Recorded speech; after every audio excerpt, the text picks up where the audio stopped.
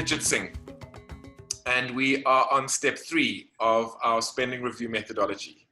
And this step is called indicators. Indicators are not what you might think they are. They are not what you do to comply with the AG. And they're not what your boss asks you to do to punish you. These are very important signposts to tell us whether we're on track or not. But let me not try and take Amanda's job. Amanda, welcome back. Thanks, and Jeremy. tell us a little bit about indicators.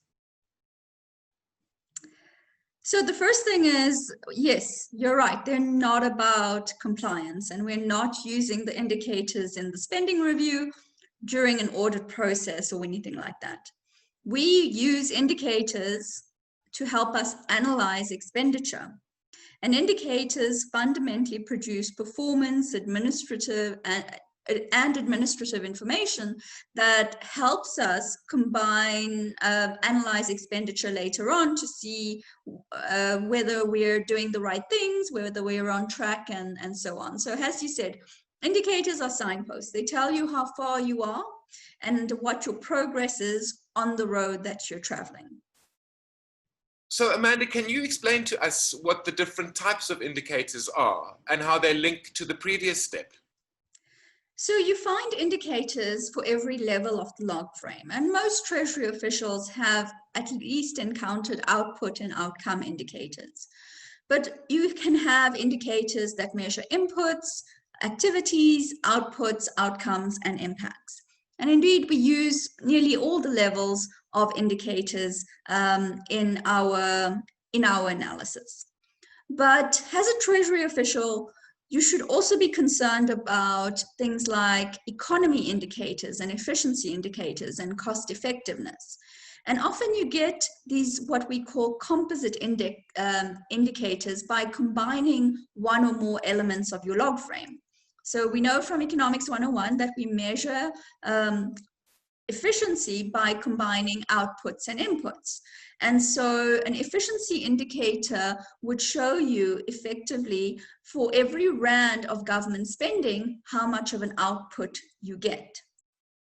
Similarly, a cost effectiveness indicator would show you that for every rand of government spending, how much of an outcome you're getting.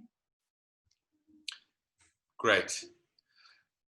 Amanda, you've done this before a number of times, these spending reviews, and you work in particular with indicators. What advice do you have for participants on the project around how they approach developing indicators? So the thing with using indicators in a spending review is that you're using indicators to help you identify the types of performance information that you will ultimately need. And it's not just performance information that indicators produce, they also produce administrative information. So ultimately my advice is identify indicators that are useful in your analysis. So we don't want to see hundreds of indicators, and we're not asking for that. We're saying think carefully about how you choose indicators and only choose those that are useful for your analysis. I'll go back to your a metaphor of using roads that you spoke about in the institutional analysis step, and you use signposts when you were talking about indicators. If you're driving on a road and there are too many signposts, you're going to get confused. And that's the lesson with indicators too. Choose the main ones which clearly indicate whether you're on track or not. Exactly. Amanda, thank you so much for this short video on indicators. You're welcome, Jeremy.